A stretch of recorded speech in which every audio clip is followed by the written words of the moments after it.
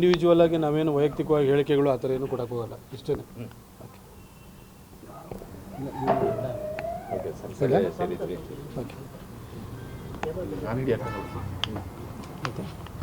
ಕಳೆದ 6 ತಿಂಗಳಿಂದ ಸತತವಾಗಿ ನಾವು ನಮ್ಮ ಹಿರಿಯ ನಾಯಕರಾಗಿರುವಂತಹ ಬಸವನಗೌಡ ಪಾಟೀಲ್ ಯತ್ನಾಳ್ ಸಾಹೇಬರು ಹಾಗೂ ನಮ್ಮ ಸಾಹುಕಾರರು ರಮೇಶ್ ಜಾರಕಿಹೊಳಿಯವರು, ನಮ್ಮ ಅರವಿಂದ್ ಲಿಂಬಾವಳಿಯವರು,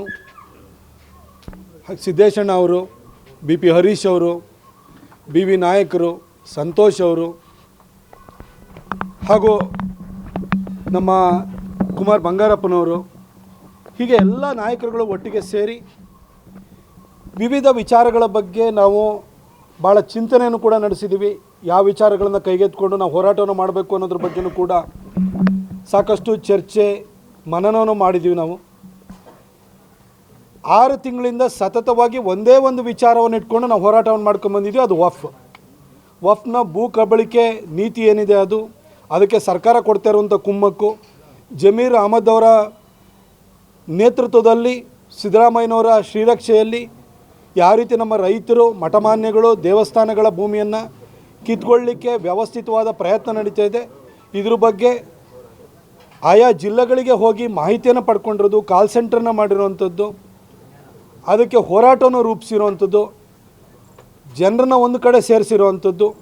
ಅದರ ಜೊತೆಗೆ joint parliamentary committee Jagdambika Pal ಅವರ ನೇತೃತ್ವದಲ್ಲಿ ಏನು ರಚನೆ ಆಗಿದೆ, ಅದರ ಎದುರುಗಡೆನೂ ಹೋಗಿ ಕರ್ನಾಟಕದ ಬಗ್ಗೆ, ಈ ಒಂದು ಭೂ ಕಬಳಿಕೆಯ ಬಗ್ಗೆ ಸಮಗ್ರ ಚಿತ್ರಣವನ್ನು ಕೊಡುವಂಥ ಕೆಲಸವನ್ನು ನಾವು ಸತತವಾಗಿ ಮಾಡ್ಕೊಂಡು ಬಂದಿದ್ದೀವಿ. ನಾವು ಸಭೆ ಸೇರಿದಾಗೆಲ್ಲ ಇದೇನೋ ಬಂಡಾಯ ಅಂತ ಹೇಳ್ತಿರ್ತಾರೆ, ಆದರೆ ನಾವು ವಿಚಾರವನ್ನು ಇಟ್ಕೊಂಡು ಜನರನ್ನು, ರೈತರನ್ನು, ಮಠಮಾನ್ಯಗಳನ್ನು ಕಾಡ್ತಾ ಇರುವಂತಹ ವಫ್ ಎಂಬ ಪೀಡೆಯ ವಿರುದ್ಧವಾಗಿ ನಾವು ವ್ಯವಸ್ಥಿತವಾಗಿ ಹೋರಾಟವನ್ನು ರೂಪಿಸಿದ್ದೀವಿ. ಅದನ್ನು ಕೇಂದ್ರ ಸರ್ಕಾರಕ್ಕೆ, ಜಾಯಿಂಟ್ ಪಾರ್ಲಿಮೆಂಟ್ರಿ ಕಮಿಟಿಗೆ ಮನವರಿಕೆ ಮಾಡಿಕೊಡೋದಕ್ಕೂ ಕೂಡ ನಾವು ಪ್ರಯತ್ನವನ್ನು ಹಾಕಿದ್ದೀವಿ. ಅದರಲ್ಲಿ ನಮ್ಮ ಕುಮಾರ್ ಬಂಗಾರಪ್ಪನವರು ಅವ್ರ ಹಿಂದೆ ಸಚಿವರಾಗಿದ್ದಂಥ ಸಂದರ್ಭದಲ್ಲಿ ಅವರು ಆ ಕಮಿಟಿಯ ಚೇರ್ಮನ್ ಕೂಡ ಆಗಿದ್ದರು. ಹಾಗಾಗಿ ಅದ್ರ ಬಗ್ಗೆ ಒಂದು ತಳಸ್ಪರ್ಶಿ ಅವರಿಗೆ ಜ್ಞಾನ ಇದೆ ಅವರಿಗೆ. ಹಾಗಾಗಿ ಅವರ ಜ್ಞಾನವನ್ನು ನಾವು ಸದುಪಯೋಗಪಡಿಸಿಕೊಂಡು ಜಾಯಿಂಟ್ ಪಾರ್ಲಿಮೆಂಟ್ರಿ ಕಮಿಟಿ ಎದುರುಗಡೆ ಹೋದಾಗ ಯಾವ ರೀತಿ ಈ ವಿಚಾರದ ಬಗ್ಗೆ ನಾವು ರಾಜ್ಯ ಸರ್ಕಾರದಿಂದ ಮಾಹಿತಿಯನ್ನು ಪಡ್ಕೊಳ್ಬೋದು ಅನ್ನೋದನ್ನು ಕೂಡ ಕುಮಾರ್ ಬಂಗಾರಪ್ಪನವರು ಭಾಳ ಚಂದವಾಗಿ ಅದನ್ನು ಹೇಳ್ಕೊಟ್ರು.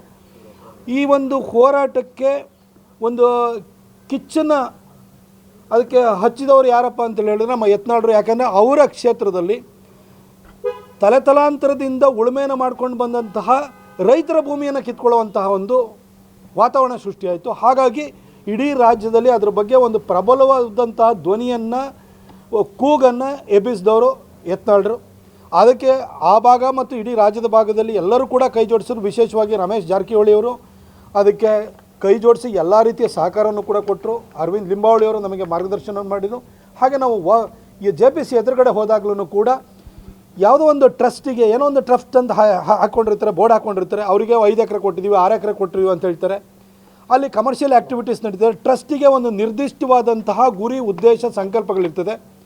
ಹಾಗಾಗಿ ಅದನ್ನು ಪತ್ತೆ ಹಚ್ಚಬೇಕು ಅಂತೇಳಿ ಹೇಳಿದರೆ ನೀವು ಫೋಟೋ ಆಡಿಟಿಂಗ್ ಮಾಡಬೇಕು, ಅದಕ್ಕೆ ರೆವಿನ್ಯೂ ಆಡಿಟಿಂಗ್ ಆಗಬೇಕು, ಅದ್ರ ಫೈನಾನ್ಸ್ ಆಡಿಟಿಂಗ್ ಆಗಬೇಕು. ಇದ್ರ ಬಗ್ಗೆ ಕ್ವಶನರ್ನ ಪ್ರಿಪೇರ್ ಮಾಡಿ ನಾವು ವಫ್ ಎದುರುಗಡೆ, ಇದು ನಮ್ಮ JPC ಎದುರುಗಡೆ ಕೊಟ್ಟು, ಆಗ ಅವ್ರನ್ನ ವಫ್ದು CEO ಕರೆಸ್ಬೇಕು, ರೆವಿನ್ಯೂ ಸೆಕ್ರೆಟರಿ ಕರೆಸ್ಬೇಕು, ಫಾರೆಸ್ಟ್ದು PCCF ಫಾರೆಸ್ಟನ್ನು ಕರೆಸ್ಬೇಕು, ಚೀಫ್ ಸೆಕ್ರೆಟರಿ ಕರೆಸ್ಬೇಕು.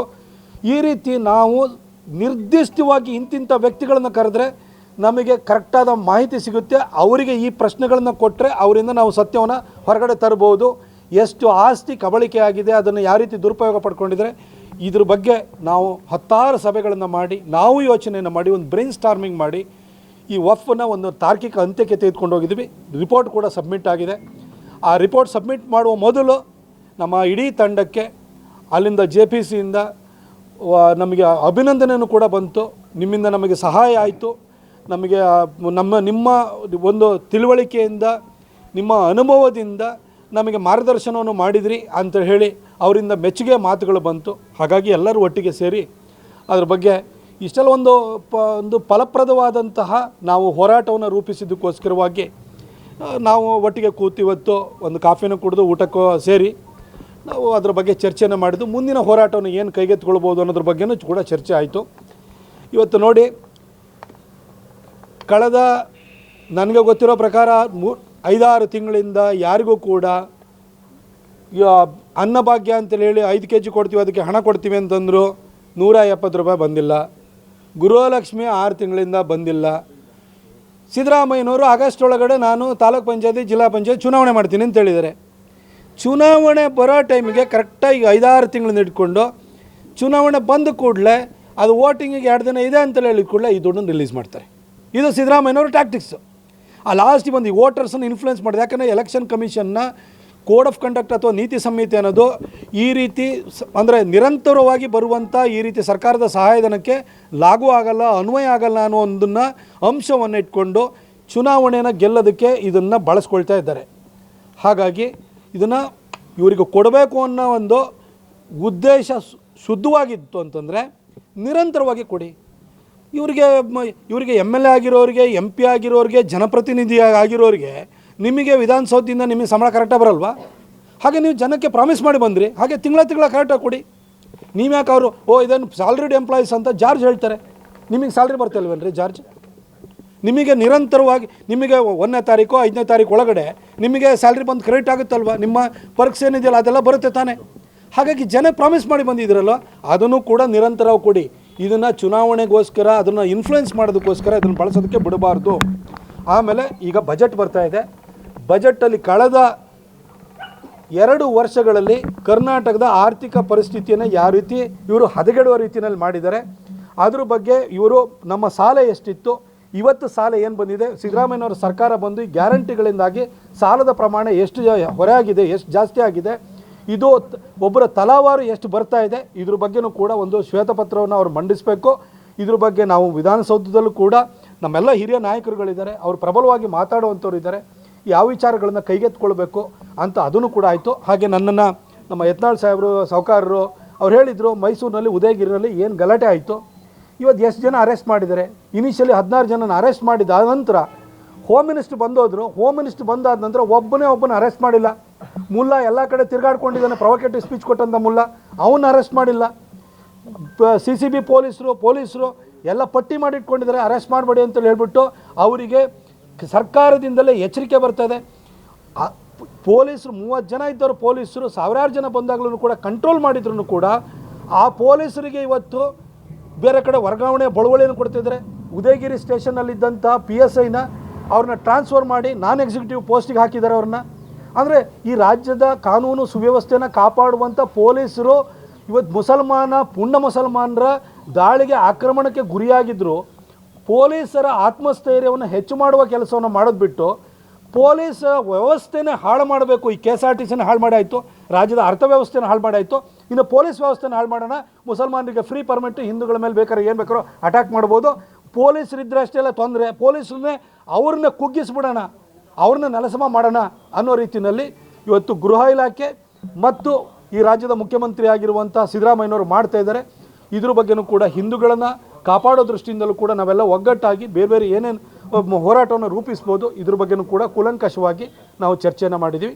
ಇದಿಷ್ಟೇ ಇವತ್ತಿನ ಒಟ್ಟಾರೆ ನಮ್ಮ ನಾಯಕರುಗಳು ಕೂತ್ಕೊಂಡು ಚರ್ಚೆಯನ್ನು ಮಾಡಿರುವಂಥದ್ದು. ಇದರ ಆಚೆಗೆ ನಾವು ಬೇರೆ ಏನೂ ಚರ್ಚೆ ಮಾಡಿಲ್ಲ. ಮತ್ತು 6 ತಿಂಗಳ ನಮ್ಮ ಹೋರಾಟಕ್ಕೆ ಬಹಳ ದೊಡ್ಡ ಶಕ್ತಿಯನ್ನು ಕೊಟ್ಟಂಥವ್ರು ನಮ್ಮ ಯತ್ನಾಳ್ ಸಾಹೇಬರು ಮತ್ತು ರಮೇಶಣ್ಣ ಜಾರಕಿಹೊಳಿ ಅವರು.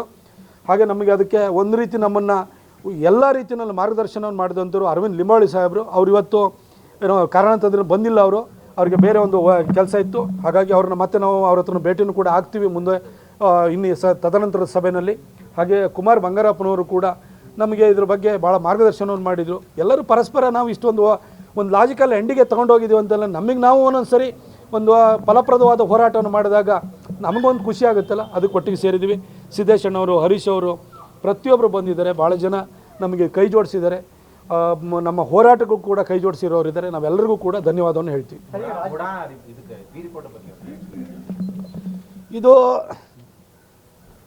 ಈ ಹಿಂದೆ ಬಂದಂಥ ಕೋರ್ಟ್ ಆರ್ಡರ್ ಇರ್ಬೋದು, ಈಗ ಮೂಡಾದ್ದು ಲೋಕಾಯುಕ್ತ ವರದಿಯನ್ನು ಸಬ್ಮಿಟ್ ಮಾಡಿರೋವಂಥದ್ದು ಇರ್ಬೋದು. ಇದರಲ್ಲಿ ಏನು ಜನಕ್ಕೇನು ಆಶ್ಚರ್ಯ ಇಲ್ಲ. ಕಾಂಗ್ರೆಸ್ ಸರ್ಕಾರ ಅಧಿಕಾರವನ್ನು ಉಳಿಸ್ಕೊಳ್ಳಿಕ್ಕೆ ಯಾವ ವ್ಯವಸ್ಥೆಯನ್ನು ಕೂಡ ಬುಡಮೇಲು ಮಾಡುತ್ತೆ. ಲೋಕಾಯುಕ್ತವನ್ನು ಹತ್ಯೆ ಮಾಡಿದಂಥ ವ್ಯಕ್ತಿ ಯಾರಪ್ಪ ಅಂತಂದರೆ ಇದೇ ಸಿದ್ದರಾಮಯ್ಯನವರು. ACB ಅಂತ ತಂದಿದ್ದು ಲೋಕಾಯುಕ್ತನ ಹತ್ಯೆ ಮಾಡೇ ತಂದಿದ್ದಲ್ವ. ಅವರು ಹತ್ಯೆ ಮಾಡಿ ಲೋಕಾಯುಕ್ತನೇ ಮುಗಿಸೋಕೆ ಕೊಟ್ಟರು. ಲೋಕಾಯುಕ್ತದ ಇವತ್ತು ಒಂಥರ ಟೂತ್ಲೆಸ್ ಟೈಗರ್ ಥರ ಆಗೋಗಿದೆ. ಅವ್ರು ವರದಿ ಕೊಡಿ ಅಂತ ಅವರೇ ಒಂದು ಕಮಿಟಿ ಮಾಡ್ತಾರೆ. ಆ ವರದಿನಲ್ಲಿ 50-50 ಏನಿದೆಯಲ್ಲ ಅದ್ರ ಬಗ್ಗೆ ಉನ್ನತ ಮಟ್ಟದ ತನಿಖೆ ಆಗಬೇಕು ಅಂತ ಹೇಳ್ತಾರೆ. ಇವ್ರು ತಗೊಂಡದ್ದು 50-50ನೇ. ಇದರಲ್ಲಿ ತಪ್ಪಾಗಿಲ್ಲ. ಆದರೆ 50-50ನಲ್ಲಿ ಈ ರೀತಿ ಮೂಡಾಕೆ ನಷ್ಟವಾಗಿರುವಂಥದ್ದು ನಿಜ. ಅದ್ರ ಬಗ್ಗೆ ಉನ್ನತ ಮಟ್ಟದ ತನಿಖೆ ಹೋಗ್ತಾರೆ. ಆದರೆ ಇದಕ್ಕೆ ಮೂಲ ಕಾರಣೀಭೂತರೇ ಸಿದ್ದರಾಮಯ್ಯನವರಲ್ವ. ಅವರಿಗೆ ಮಾಫಿ ಮಾಡಿ ಉನ್ನತ ಮಟ್ಟದ ತನಿಖೆ ಆಗಬೇಕು ಅಂತಂದರೆ ಇದೊಂಥರ ತಿಪ್ಪೆ ಸಾರಿಸೋ ಕೆಲಸವನ್ನು ಈ ಲೋಕಾಯುಕ್ತ ರಿಪೋರ್ಟ್ ಮಾಡಿದೆ. ನಮಗೇನಿದ್ರೆ ಆಶ್ಚರ್ಯ ಏನು ಆಗ್ತಾ ಇಲ್ಲ. ಈ ಸರ್ಕಾರಕ್ಕೆ ಯಾವುದೇ ಲಜ್ಜೆ ಅಥವಾ ಬಂಡತನ ಅದನ್ನು ಏನೋ ಜನರ ಅಭಿಪ್ರಾಯಕ್ಕಾಗಲಿ ಅವರು ಮಾಡಿದಂಥ ಈ ರೀತಿ ಹೀನ ಕೆಲಸದ ಬಗ್ಗೆ ಆಗಲಿ ಅವರಿಗೆ ಲಜ್ಜೆ ಇದ್ದಂಗೆ ನನಗೆ ಕಾಣಿಸಲ್ಲ. ಹಾಗಾಗಿ ಅದಕ್ಕೆ ಪೂರಕವಾದಂಥದ್ದು ಒಂದು ರಿಪೋರ್ಟ್ ಬಂದಿದೆ ಅಂತ ನನಗೆ ಭಾಳ ಸ್ಪಷ್ಟವಾಗಿ ಅನಿಸ್ತಾ ಇದೆ. ಸರ್, ತಾವು ಸಭೆ ಸೇರಿದ ವಿಚಾರಗಳ ಚರ್ಚೆ ಬಗ್ಗೆ ಅಧ್ಯಕ್ಷರು ನಿಮ್ಮ ಹೇಳಿಕೆ ಹೇಳಿದ್ದಾರೆ, ಹೋರಾಟ ಮಾಡಲಿ ಅಂತ. ಅವ್ರ ಜೊತೆಗೆ ಒಟ್ಟಾಗಿ ಹೋರಾಟವನ್ನು ಮಾಡ್ತಾರೆ ತಾವು ಸರ್? ನಾವು ಭಾರತೀಯ ಜನತಾ ಪಕ್ಷದ ಪರವಾಗಿ ಹೋರಾಟ ಮಾಡಿರೋದು. ನಮ್ಮೆಲ್ಲ ಹೋರಾಟವನ್ನು ನೋಡಿ ಭಾರತಾಂಬೆ ಫೋಟೋನೇ ಇದ್ದಿದ್ದು ನಮಗೆ. ಅಲ್ಲಿ ಎಲ್ಲರನ್ನೂ ಒಟ್ಟಿಗೆ ಸೇರಿಸಿ ಮಾಡಿದ್ದೀವಿ. ಈಗ ಎಷ್ಟೋ ಜನ ಬೇರೆ ಬೇರೆ ಪಕ್ಷಗಳಲ್ಲವರು ಇದ್ದಾರೆ, ಆದರೆ ಈ ವಫ್ಫಿಂದ ನೊಂದಿತರಿದ್ದಾರೆ. ಎಲ್ಲರನ್ನೂ ಒಂದೇ ಫೋರಮಿಗೆ ತರೋದಕ್ಕೆ ಭಾರತಾಂಬೆ ಫೋಟೋನ ಹಾಕ್ಕೊಂಡು ಒಂದೇ ಫೋರಮಲ್ಲಿ ಎಲ್ಲರನ್ನೂ ತಂದು ನಾವು ಹೋರಾಟವನ್ನು ಮಾಡಿದ್ದೀವಿ. ಯಾವ ಹೋರಾಟ ಇರಲಿ ನಾವು ಯಾವತ್ತೂ ಕೂಡ ಇವತ್ತು ಯತ್ನಾಳರು ಸದನ ಬಂದಾದ ಕೂಡಲೇ ಲಾಸ್ಟ್ ಟೈಮು ವಫ್ ವಿಚಾರ ಇರ್ಬೋದು ಅಥವಾ ವಾಲ್ಮೀಕಿ ಅಭಿವೃದ್ಧಿ ನಿಗಮದ ವಿಚಾರ ಇರ್ಬೋದು ಹೋರಾಟವನ್ನು ಮಾಡಿರೋದು. ಅದು ಪಕ್ಷದ ಒಬ್ಬ ವ್ಯಕ್ತಿಯಾಗಿ ನಮ್ಮ ನಾಯಕರಾಗಿ ಅವರು ಹೋರಾಟವನ್ನು ಸದನದಲ್ಲಿ ಮಾಡಿಲ್ವ. ಹೊರಗಡೆನೂ ಕೂಡ ಮಾಡ್ತಾಯಿದ್ದೀವಿ, ಒಳಗಡೆನೂ ಕೂಡ ಮಾಡ್ತೀವಿ. ಎಲ್ಲ ವಿಚಾರಗಳ ಬಗ್ಗೆನೂ ಕೂಡ ನಾವು ಹೋರಾಟವನ್ನು ಮಾಡ್ತೀವಿ. ಸರ್, ಈಗ ನಿಮ್ಮ ಫೋರಮ್ಗೆ ಅವ್ರು ಬರ್ತಾರಾ, ಅವ್ರ ಫೋರಮ್ ನೀವು ಹೋಗ್ತೀರಾ ಸರ್? ಇದು ಯಾವುದೋ ಫೋರಮ್ ಇದು ಏನು ಕಮ್ಯುನಿಸ್ಟ್ ಪಾರ್ಟಿ ಆಫ್ ಚೈನಾನೇನ್ರಿ? ಪಾಲಿಟ್ ಬ್ಯೂರೋ ಇರ್ತದೆ, ಅಲ್ಲೇ ಚರ್ಚೆ ಮಾಡಬೇಕು ಅಂತೇಳಿ. ಟೀಮ್ ಅನ್ನೋದಿಲ್ಲ, ಅದರದ್ದು ಟೀಮ್ ಹೇಳ್ತೀನಿ. ಇಲ್ಲ, ನನ್ನನ್ನು ಈಗ ಫಾರ್ ಎಕ್ಸಾಂಪಲ್ ನಾನೇನು ಪದಾಧಿಕಾರಿ ಇದ್ದೀನಾ? ನಾನು ಹೇಳಿ, ನಾನೊಬ್ಬ ಕಾರ್ಯಕರ್ತ ಇವತ್ತು ಅಷ್ಟೇ. ಹಿಂದೆ ನಾನು ಸಂಸದನಾಗಿರ್ಬೋದು, ಕಾರ್ಯಕರ್ತ ಅಷ್ಟೇ. ಕಾರ್ಯಕರ್ತರಿಗೆಲ್ಲ ಈ ಸಭೆಗಳಿಗೆ ಆಹ್ವಾನ ಇರುತ್ತಾ? ಅಥವಾ ನಾನೇನೋ ಪದಾಧಿಕಾರಿ ಇದ್ದೀನಾ? ಆಫೀಸ್ ಬೇರರ್ ಆಗಿದ್ರೆ ನಾ ಮೀಟಿಂಗ್ ಹೋಗಿ ಅಟೆಂಡ್ ಮಾಡ್ತಿದ್ದೆ. ಯಾವುದೇ ನಮ್ಮ ಮೈಸೂರು ಮಟ್ಟದಲ್ಲಿ ನಮಗೆ ಜಿಲ್ಲಾ ಮಟ್ಟದಲ್ಲಿ ಸಭೆಗಳಿರುತ್ತೆ, ಅದಕ್ಕೆ ನಮ್ಮ ಆಹ್ವಾನ ಇರುತ್ತೆ, ಅದಕ್ಕೆ ಹೋಗ್ತೀನಿ. ಇದು ನಮ್ಮ 24ನೇ ತಾರೀಕು ಉದಯಗಿರಿ ಪೊಲೀಸ್ ಸ್ಟೇಷನ್ಗೆ ಸಂಬಂಧಪಟ್ಟ ಹಾಗೆ ಇವತ್ತೂ ಕೂಡ ಚರ್ಚೆ ಆಗಿದೆ. ಅದರಲ್ಲೂ ಕೂಡ ಭಾಗಿಯಾಗಿದ್ದೀನಿ. ನಾನು ಅಲ್ಲೂ ಕೂಡ ಮಾಹಿತಿನ ಕೊಟ್ಟು ಬೆಂಗಳೂರಲ್ಲಿ ಒಂದು ಮೀಟಿಂಗ್ ಇದೆ, ಅದಕ್ಕೋಸ್ಕರ ಇಲ್ಲಿ ಬರ್ತಾಯಿದ್ದೀನಿ ಅಂತ ಹೇಳ್ಬಿಟ್ಟು ಬಂದಿದ್ದೀನಿ. ನಾಳೆನೂ ಹೋಗ್ತೀನಿ, ಅವ್ರನ್ನ ಭೇಟಿ ಆಗ್ತೀನಿ. ಆ ಹೋರಾಟದಲ್ಲೂ ತೊಡಗಿಸ್ಕೊಳ್ತಿದ್ದೀನಿ. ನಮ್ಮ ಪಕ್ಷದ ವತಿಯಿಂದಲೇ ಮೈಸೂರಿನಲ್ಲಿ ಹೋರಾಟ ಆಯಿತು, ನಾನು ಹೋಗಿದ್ದೀನಿ. ವಫ್ ಸಂಬಂಧಪಟ್ಟವಾಗಿ ಕೊಡಗಿನಲ್ಲಿ ಹೋರಾಟ ಆಯಿತು, ಪಕ್ಷದ ವತಿಯಿಂದ ಹೋರಾಟವನ್ನು ಮಾಡಿದ್ದೀವಿ. ಎಲ್ಲ ಸಭೆಗಳಿಗೂ ಅಲ್ಲ, ಅಧ್ಯಕ್ಷರು ಕರೆಯುವಂಥ ಎಲ್ಲ ಸಭೆಗಳಿಗೂ ಕೂಡ ನಾವು ಅಪೇಕ್ಷಿತರಿರಲ್ಲ. ನೋಡಿ ಇವತ್ತಿನ ನೋಡಿಲಿ, ಈಗ ನಾವು ಯಾರನ್ನ ಬದಲಾವಣೆ ಮಾಡ್ತೀವಿ ಅಂದರೆ ನಾವು ಹೋರಾಟ ಮಾಡಿರೋದೇ ವಫ್ ವಿಚಾರದಲ್ಲಿ ಹೋರಾಟವನ್ನು ಮಾಡಿರೋದು. ನಾನು ಸ್ಪಷ್ಟವಾಗಿ ಹೇಳಲಿಕ್ಕೆ ಬಯಸ್ತೀನಿ. ಮಾಧ್ಯಮದ್ರು ನೀವು ಸಹಾಯ ಮಾಡಿದಿರಿ ನಮಗೆ ವಫ್ ವಿಚಾರದಲ್ಲಿ. ನೀವು ಕೂಡ ಜನರ ಧ್ವನಿಯಾಗಿ ನೀವು ಕೂಡ ನಮಗೆ ಎಷ್ಟೋ ವಿಚಾರಗಳ ಬಗ್ಗೆ ಬೆಳಕು ಚೆಲ್ಲಿದ್ದೀರಿ. ಅದನ್ನು ಜಾಡು ಹಿಡ್ಕೊಂಡು ಹೋಗಿ ನಾವು ರೈತರಿಂದ ಮಾಹಿತಿಯನ್ನು ಪಡ್ಕೊಂಡಿದ್ದೀವಿ. ನಾವು ವಫ್ ವಿರುದ್ಧ ಹೋರಾಟವನ್ನು ಮಾಡಿದ್ದೀವಿ ಹೊರತು ನಾವು ಯಾರನ್ನ ಬದಲಾಯಿಸೋದಕ್ಕೆ ಇನ್ನೊಂದಕ್ಕೆ ಆ ಥರದ ಹೋರಾಟ ಅಲ್ಲ. ಈ ಹೋರಾಟ ಏನಿದ್ರು ವ್ಯವಸ್ಥಿತವಾಗಿ ನಮ್ಮ ರೈತರನ್ನ ಕಾಪಾಡುವಂಥ ಮಠಮಾನ್ಯಗಳು, ದೇವಸ್ಥಾನಗಳು, ಹಿಂದೂಗಳ ಭೂಮಿಯ ರಕ್ಷಣೆಯ ಹೋರಾಟ ಇದಾಗಿತ್ತು. ಅದಕ್ಕೆ ಸಂಬಂಧಪಟ್ಟಾಗೆ ಇವತ್ತು ಒಂದು ರೀತಿಯಲ್ಲಿ ಆ ಹೋರಾಟ ತಾರ್ಕಿಕ ಅಂತ್ಯಕ್ಕೆ ಹೋಗಿರೋದ್ರಿಂದ ಇವತ್ತು ಸೇರಿದ್ದೀವಿ. ಇದರ ಆಚೆಗೆ ಬೇರೆ ಯಾವುದೋ ಪಾಲಿಟಿಕ್ಸ್ ಇಲ್ಲ. ಗ್ಯಾರಂಟಿ ನ್ಯೂಸ್, ಸುದ್ದಿ ಖಚಿತ, ನ್ಯಾಯ ನಿಶ್ಚಿತ.